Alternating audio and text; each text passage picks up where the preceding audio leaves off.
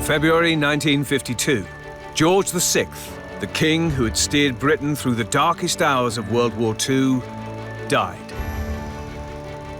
The keys to Windsor Castle were handed to a new resident.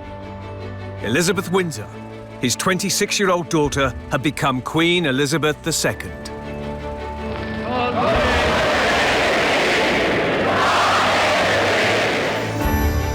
She would be the 40th monarch to leave their mark on Windsor Castle's walls, parks, palaces and gardens over its 1,000-year history.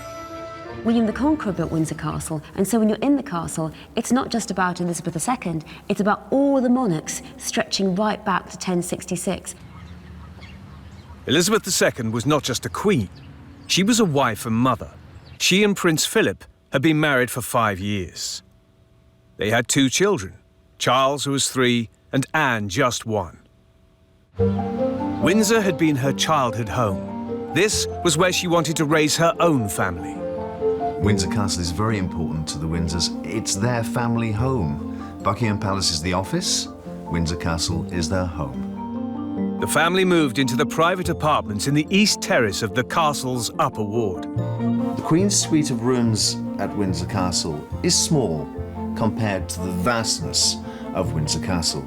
Her tiny little corner has a dining room, Prince Philip's rooms, which adjoin the Queen's rooms, and that's it, apart from the oak room, which is their drawing room.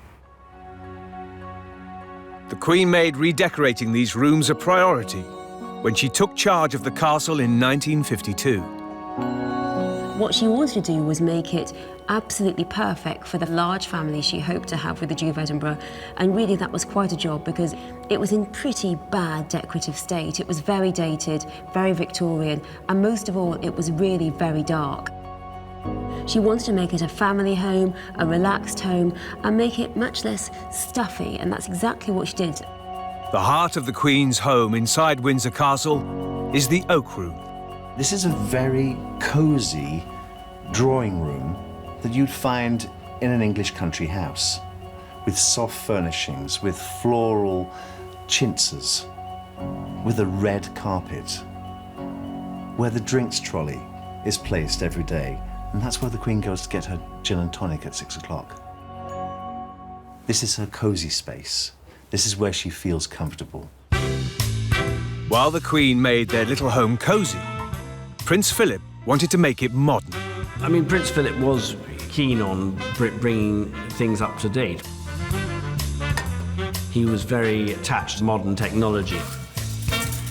When electric frying pans came on the market, he was very quick to buy one and insisted on cooking his own breakfast until the Queen complained that stench lingered throughout the day. And it wasn't just the fry-ups that caused a stink. She was advised by all sorts of very fuddy-duddy courtiers who were stuck in the last century. Inside Windsor Castle, every detail of every day was controlled by a strict hierarchy of courtiers, such as the marker of the swans and the page of the back stairs.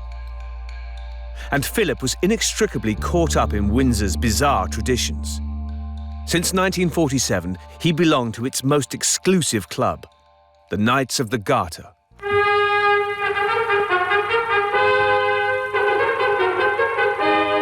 Once again, the pageantry of the Garter ceremony. Led by heralds and pursuivants, members of the most noble order, many familiar faces among them, make their way to St. George's Chapel. Every year, on the second weekend of June, Knights of the Garter, or KGs, process through Windsor Castle to a service at their spiritual headquarters, St. George's Chapel. To be invested by the monarch as a knight or a lady knight of the Garter is the highest order of chivalry that you could possibly have bestowed upon you. So you're given a ridiculous costume and have to wear stockings and a feathered hat, and that's if you're a man. It's an order of chivalry, which means that in essence, you know, they would actually draw their weapons and protect the sovereign. They are her last line of defense. God help us if it ever comes to that, because most of them are very, very ancient indeed. The Order of the Garter was founded in 1348 by King Edward III. Born in Windsor Castle, Edward spent much of his 50-year reign transforming the military fortress into the ceremonial showpiece it is today. Why they decided on their symbol being a garter belt is really anyone's guess. It seems more likely that it was a military belt, like a sword belt, and that it was a deliberately obscure symbol because this was a very elite club. Remember, there are only 26 people in this super select chivalric club. Prince Philip realized that some Windsor traditions were untouchable. But there were other customs he couldn't stand. The formality was there, the flummery was there, you know, periwigged flunkies marching backwards and forwards and all that kind of thing, which actually irritated Prince Philip. When Philip tried to get rid of the footmen's old-fashioned wigs, the bigwigs at Windsor were having none of it. The master of the household at that time was furious. He said, no, they've been having it for 300 years, why shouldn't they have it now? Philip grew increasingly frustrated. In his world, men brought home the bacon and laid down the law. He felt, I think, that he had to try and forge a role for himself, but the courtiers wouldn't allow him to take a part. They were fearful of his interference. They didn't trust him. He was frustrated on every count. The first major conflict of the Queen's marriage and her new life at Windsor was brewing. When he married the Queen, Philip knew he'd be playing second fiddle in public, walking 2 steps behind his wife at official events. But he soon found it was the same in private too. Even behind the closed doors of Windsor Castle, Philip had no role. He was barred from looking at official papers or discussing matters of state with the Queen. To add insult to injury, it was decided Philip's children wouldn't take his family name Mountbatten, but his wife's, Windsor. When this news hit him, it came as a very dismaying and shocking blow for him. And he famously said, "I'm just a bloody amoeba." He didn't seem to have a role. Philip's only job was to look good in uniform and smile and wave. But this alpha male wasn't content just to be royal arm candy. Prince Philip was frustrated. He was the man of the house with no say in how it was run. He was the head of the family that didn't take his name. Bored and resentful, Philip was becoming a problem. And only the Queen could help solve it. The Queen decided that she wanted to give Philip a job. He needed to do something because he was frustrated, obviously, because there is no official position for a consort, for a male consort in this way. And she found the solution on Windsor Castle's doorstep. In April 1952, the Queen appointed Philip to the ancient title of Ranger of Windsor Great Park, putting him in charge of 4,800 acres of parkland, farmland, gardens, golf courses, a race course, and several stately homes. The Queen hoped Windsor's vast back garden would keep Philip busy and happy. It did, but not quite in the way she'd hoped. To begin with, all went well. Philip threw himself into the task. He introduced a herd of red deer, planted avenues of trees, and made Windsor's farmland profitable. But then Philip decided to combine business with pleasure. In 1955, he converted a disused airstrip in Windsor Great Park into one of the finest polo grounds in the world. It was home to the club Philip founded, the Guards Polo Club, with himself as star player. His wiry physique, his exceptional eye for the ball, meant that he soon became an extremely good player, and the game became one of the great passions of his young life. But this seemingly harmless hobby got Philip into new trouble. He was so keen on the sport, he wasn't just playing at Windsor, he was traveling all over the world. He used his official position to make the country pay for his jaunts to play polo. And the Treasury got very, very cross about this. And Philip's obsession with polo wasn't just costing the country, it was in danger of taking its toll on his marriage too. Because although Philip was there for the sport, where there were polo players, there were parties, champagne, and women. Well, there's obviously something about horses and polo which excite passions in human beings too.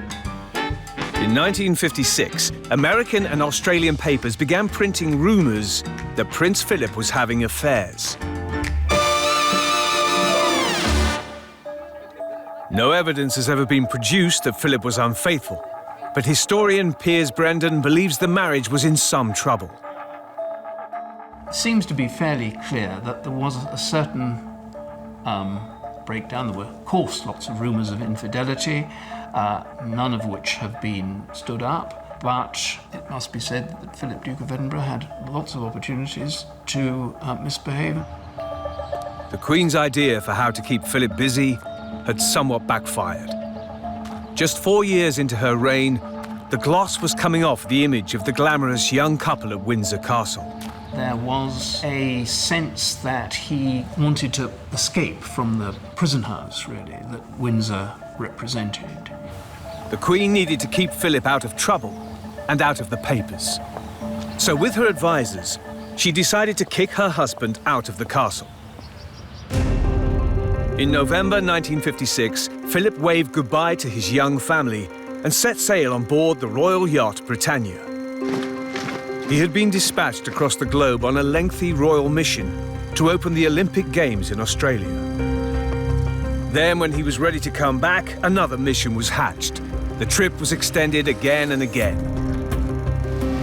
Philip wouldn't see his family or the castle for 4 months. It was all dolled up as official business or exploration or World Wildlife Fund or whatever it happened to be. The Queen had dealt with her problem husband in traditional royal fashion. She'd sent him into exile, at least for a while. But there was another senior royal at Windsor who needed careful handling. The Queen Mother was very much a matriarch. The warm and cuddly image that a lot of people had is not entirely accurate at all. She was quite fearsome, and they were also all somewhat in awe of her. When the Queen Mother was widowed in 1952, aged just 51, protocol dictated she couldn't stay at Windsor Castle, but it still took a year to get her to leave. She was actually prized out of Windsor Castle. She didn't want to go. She wanted to stay at the castle. This granny wasn't ready to retire. For 16 years while her husband was king, the Queen Mother had been the power behind the throne. And she had no intention of letting go. So if the Queen Mother couldn't live in the seat of power, the next best thing was to live nearby. Luckily, Windsor has its own granny annex in the garden, Royal Lodge. It sits in its own grounds, extensive grounds, within Windsor Great Park, and it's absolutely delightful. Royal Lodge is 3 miles south of Windsor Castle, in the grounds of Windsor Great Park, close enough for the Queen Mother to keep her hand on the reins of power. At 9:30 every day, the Queen Mother would telephone her daughter to tell her what she thought was her duties for the day, what she should do. So that's an amazing amount of power for the Dowager Queen. And as a dutiful daughter, the Queen paid very regular visits to her mother in Royal Lodge. The Queen used to nip down there just before lunch on a Sunday and have a little aperitif with her. The Queen Mother's move to Windsor's Royal Lodge coincided with the end of the official year of mourning for her late husband. It was time for her to begin her new life. When Queen Elizabeth, the Queen Mother, re-entered public life, she did with a bang, where every other Dowager Queen had done it with a whimper. And she continued banging till she died. So the Queen Mother begins to throw parties. She couldn't, of course, do this as queen. As queen, you have to invite who the government tells you, the quarters tell you, you have a guest list, you have to do this, you have to do that. But now she can also really enjoy herself and have these parties. She can invite whoever she wants and say to herself, well, I know I'm the queen, but this has the upside that I can have parties with whoever I like, spend money, which she spends a lot of, spend money, enjoy myself, and the most private place to do this, of course, is Royal Lodge. An invite to one of the Queen Mother's weekend parties at Royal Lodge was an invitation to excess. They would start coming down about 7, 7:30 for drinks. Then Her Majesty would come through. Usually she would have gin and Dubonnet, quite a lot of gin and a small amount of Dubonnet and ice and lemon. She was never known to be drunk, but there were those who would have said that she actually was never ever completely sober either. Champagne flowed freely. There was vintage Krug at £300 a bottle. It's said Queen Mother bought so much Veuve Clicquot, she was the company's largest private customer. And then we'd serve dinner, and that would usually go on for a good hour. Amazing examples of Edwardian gluttony, a huge breakfast and then 11s and then lunch and then a huge tea and then a great dinner and finally sandwiches for supper. It was absolutely extraordinary. It's amazing that she survived to be 101. Entertaining on this scale was eye-wateringly expensive. The Queen Mother's insatiable appetites came at a huge price. Along with the parties, there was haute couture, vintage champagne and racehorses, not to mention 4 other homes and 100 permanent staff. When she died at Royal Lodge on the 30th of March 2002, the Queen Mother was reportedly sitting on an overdraft of £7 million. Despite receiving an annual allowance from the taxpayer of around £1 million in today's money, she overspent it every year, sometimes 6 times over. As long as the Queen Mother indulged behind the closed doors of Royal Lodge, her extravagance remained Windsor's secret. And her eldest daughter Elizabeth could quietly pay off her debts. But her youngest daughter Margaret's secrets were not so easy to conceal. Like the Queen Mother, Margaret had to leave Windsor Castle when her sister became queen. She was given an apartment in her mum's house, Royal Lodge. She needed it to escape from the bright lights of London. Because Margaret was the ultimate party girl. In town, her life was a whirlwind of nightclubs, cocktails, cigarettes, and men. Princess Margaret always loved the company of men. Don't forget, she was an incredibly beautiful woman. Margaret's partying began to embarrass the Queen and worried her advisors. Tommy Lascelles, who was private secretary to the Queen, considered Princess Margaret to be dangerous. Dangerous to the monarchy because she was a bit of a loose cannon. The truth was, Margaret was a lost soul. Margaret's life is very difficult. Elizabeth has her own life. She's married, she's a mother, she's busy, she's doing a lot of engagements. Margaret has a very different life. She's looking for a role, she's lost, she feels a bit like she's in a black hole. Behind the big smile, the princess had a broken heart. In 1953, she got engaged to Group Captain Peter Townsend, a divorced father of 2. But Margaret had been told she could only marry Townsend if she renounced her title and royal income. And in 1955, she made her choice and broke off the engagement. There were rumors that the couple had made a secret pact.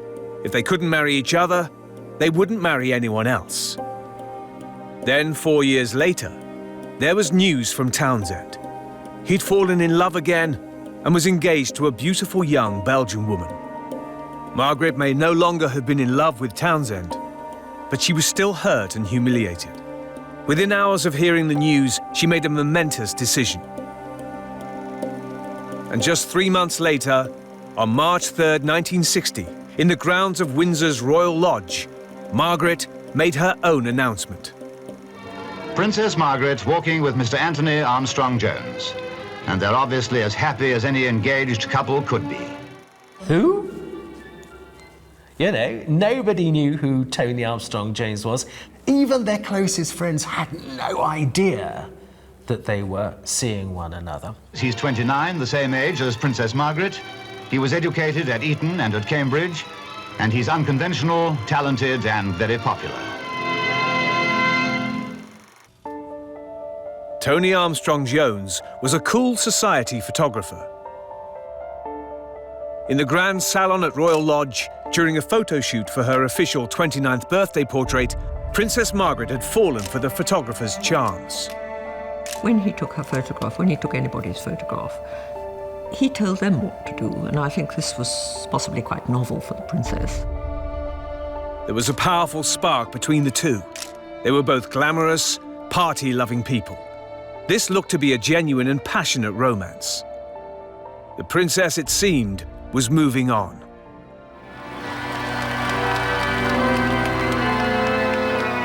On the 6th of May 1960, she married Tony Armstrong-Jones in a lavish state wedding. The public lapped it up. 150,000 people lined the route. 300 million people around the world watched on TV. The wedding of Princess Margaret and Tony was the first televised wedding, and it was a huge success. There was a sort of collective ah from the nation. Any grumbling about Margaret's lifestyle was silenced, for now. Back at Windsor, things were also looking up. Somehow, somewhere, on one of his overseas trips in the 50s, Philip had come to terms with the hand he'd been dealt.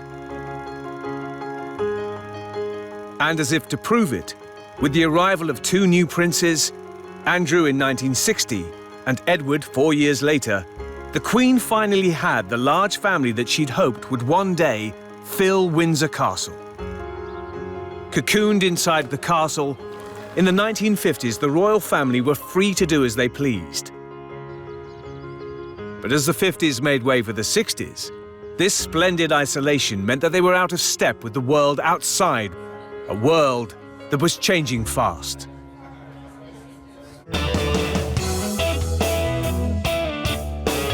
I mean, we were talking about the swinging 60s. A hippie era was still going on.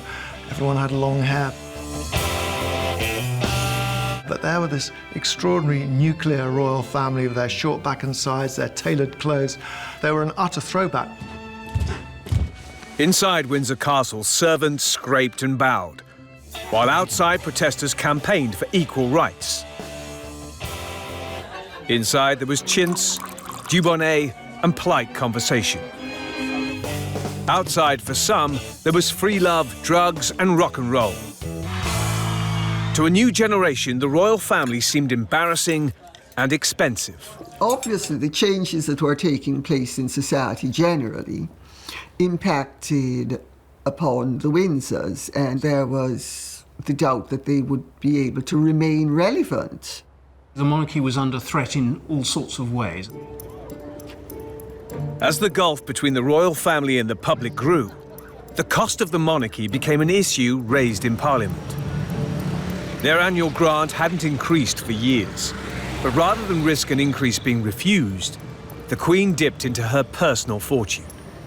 But that just led to speculation about how rich she was. I think there was very little criticism of the monarchy in the 50s. I think in the 60s, there was a feeling of irreverence and no holds barred, and people could start criticising them. There was this very convenient punch bag, if you like, that couldn't answer back, and people began to attack them. For the Queen, these were difficult times. No king or queen is indispensable, and if there was any doubt, Windsor Castle contains a permanent reminder. The state apartments in the Upper Ward. Today they host state functions.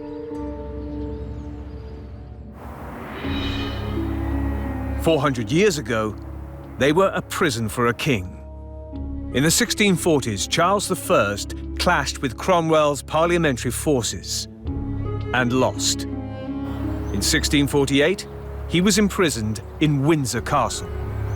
This was turning, the natural order on its head, that the palace of the king was now the prison of the king. Charles I was tried and beheaded before his body and head were buried in St. George's Chapel, Windsor.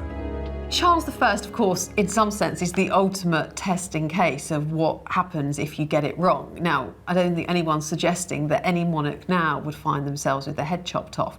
However, it does show how you have to ride a very fine balance between leading and obviously being the monarch and commanding respect, but also paying heed to Parliament and to the people's will.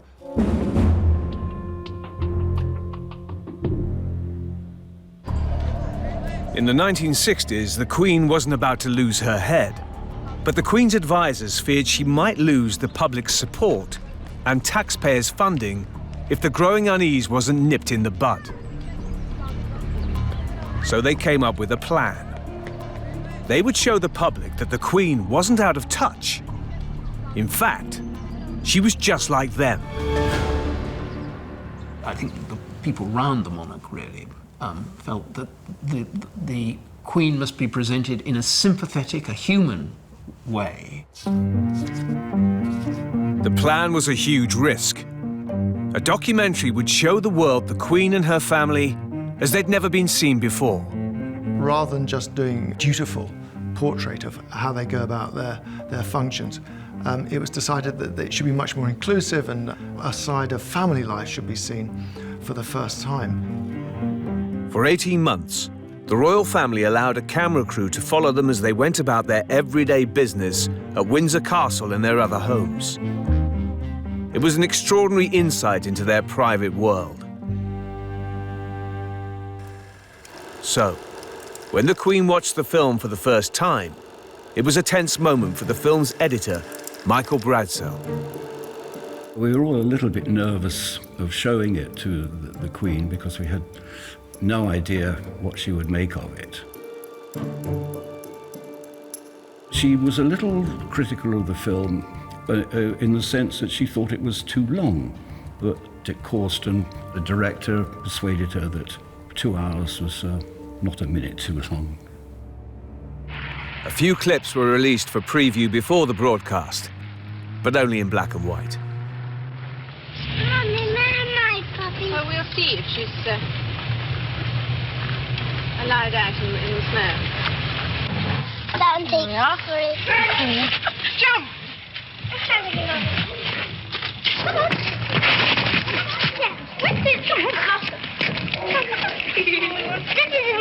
This is my one. That's yours. Have her big ears and her big paws. There's a lovely big tubby about this.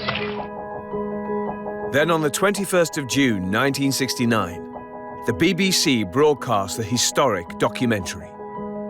37 million viewers were glued to their TVs as they watched the royal family eat meals, share family memories, and watch their own television. It was a ratings smash and a PR triumph. Public support swung back behind the royals. It was an utter delight, and we all loved it. The world loved it. And the royal family hated it. An order was issued from Windsor Castle. The film must never be shown again. The Queen specified that it was her copyright, and as a result, she had complete control over it, and television companies have tried down the ages to be allowed to show snippets of it, and they have always said no. 90 seconds of the broadcast film were released in 2011 for an exhibition to commemorate the Queen's Diamond Jubilee. This footage found its way onto YouTube, where by 2017, it had over 400,000 views. The rest, together with hundreds of hours of unseen footage, has been locked away since 1969. It hasn't been seen for over 40 years and may never be seen again. I really cannot understand why the film has been shelved.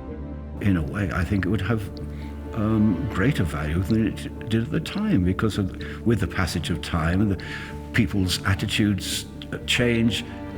I just don't understand it. The Queen specialised is in being aloof. She has got to be this sort of magical person, but she's also got to be able to identify with the people, or have them identify with her. And the royal family film had let too much daylight into the magic of monarchy. She'd become too human. The Queen and her advisors realized that being too normal was as dangerous as being too different. And therefore, I think what you've got is a retreat behind the massive walls of Windsor Castle. As the Queen at Windsor Castle, Elizabeth II had spent much of the first 20 years of her reign trying to manage her demanding family in difficult times. Then, at the dawn of the 70s, a ghost from the family past returned to Windsor. A ghost who would force the Queen to confront painful memories and dark secrets. In 1972, against the spectacular backdrop of St. George's Chapel, the Queen's estranged uncle returned to Windsor Castle. But he at least could cause no more trouble. As King Edward VIII, he had shamed the good name of Windsor and brought the monarchy to its knees. 3 months earlier, 300 miles from Windsor, in a Parisian townhouse, the former King of England lay dying. In 1936, Edward VIII had given up his crown to marry the woman he loved, and many of his family hated. Wallis Simpson. You see, the thing about Wallis Simpson was that she was American. She was divorced. The two almost went hand in hand as scandal. But Edward was besotted, and in December 1936, he abdicated his throne in order to marry Wallis Simpson. He'd been king for just 327 days when he left Windsor Castle.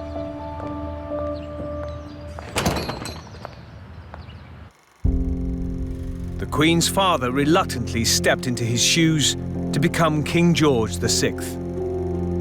Edward and Wallis Simpson became the Duke and Duchess of Windsor and left Britain for a life in exile. It's significant, of course, that he took the title Windsor. It invested him with dignity which perhaps he didn't actually deserve. In exile in France, the Duke and Duchess piled shame on the good name of Windsor. There were lavish parties and holidays, extravagant jewelry, and like some other aristocrats of the time, disturbing signs of Nazi sympathy. The royal family responded with silence. The Duke of Windsor was ostracised until the end. He became, in the Duchess's words, the world's #1 forgotten man, because all the newspapers, the newsreels, the radio, everything just clamped down and were silent about him. They didn't criticize him, they just wiped him off the face of the earth. But whether the royal family liked it or not, royal blood ran through the Duke's veins. He would always be one of them, and that meant that when the time came, he had the right to be buried at Windsor. There'd been all kinds of discussions about where the Duke of Windsor should be buried. He made it clear that he wanted to be buried inside the grounds of Windsor Castle at Frogmore, which is the private burial ground for members of the royal family. Despite his betrayal of his royal heritage, for the Queen, and more so for her mother, the real problem wasn't the Duke, it was his wife, the Duchess of Windsor. A woman the Queen Mother once described as the lowest of the low. The Queen Mother blamed the Duchess for her husband's early death. She thought that the kingship had been thrust upon poor Bertie. He wasn't fit for it, and it helped to cause his premature death. When the Duke died on the 28th of May 1972, there was no doubt he would be buried at Windsor. but it fell to the Queen to decide who should attend his funeral.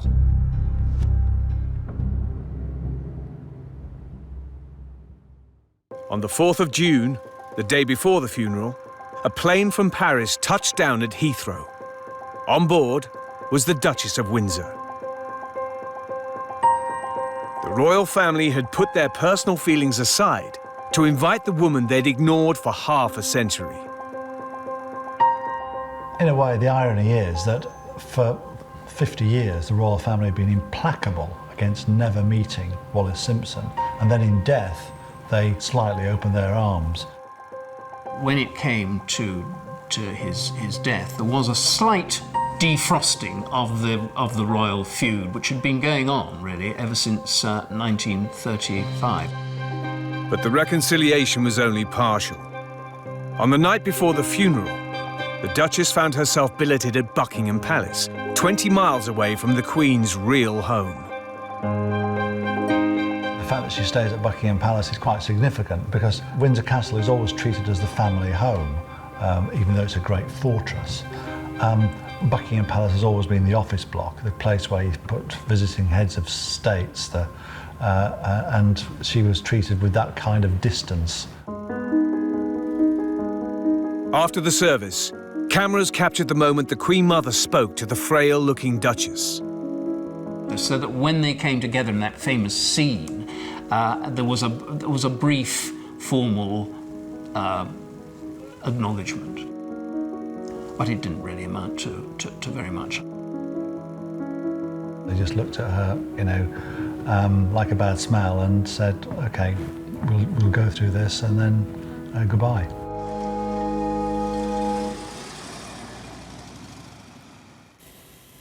While a ghost from the past was laid to rest in St George's Chapel, on the other side of Windsor Great Park, the next generation of royals stepped into the spotlight.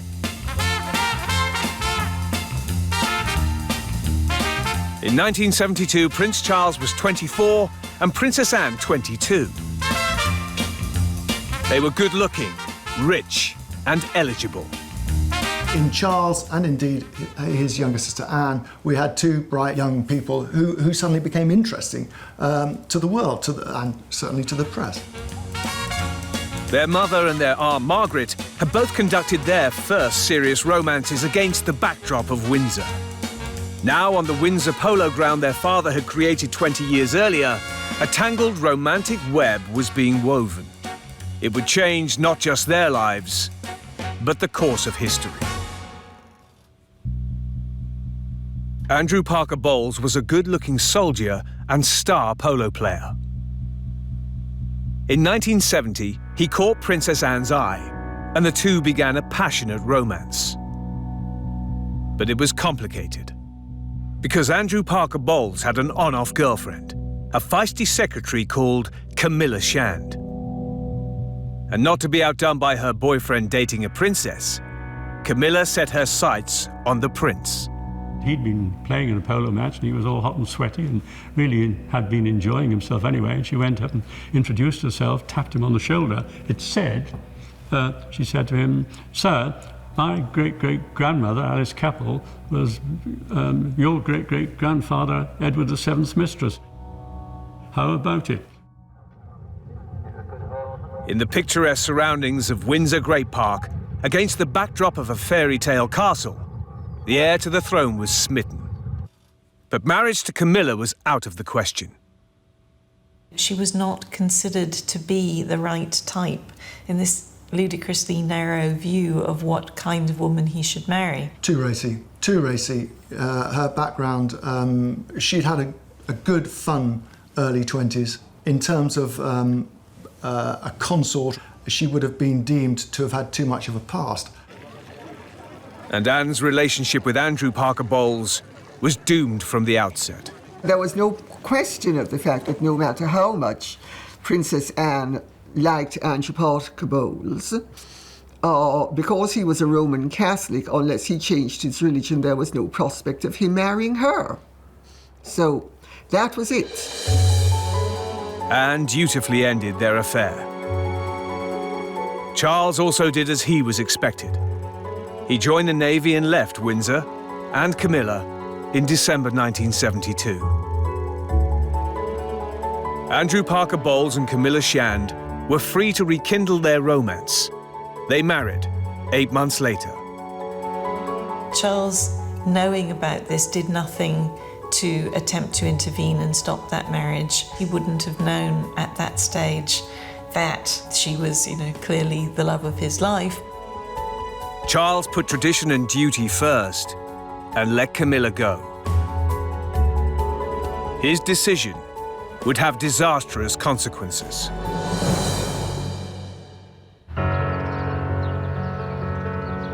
During 20 turbulent years at Windsor, the Queen diffused one problem after another. But the next generation's decision to put their royal responsibilities before their personal feelings set a time bomb ticking beneath the walls of Windsor Castle. Eventually, it would explode.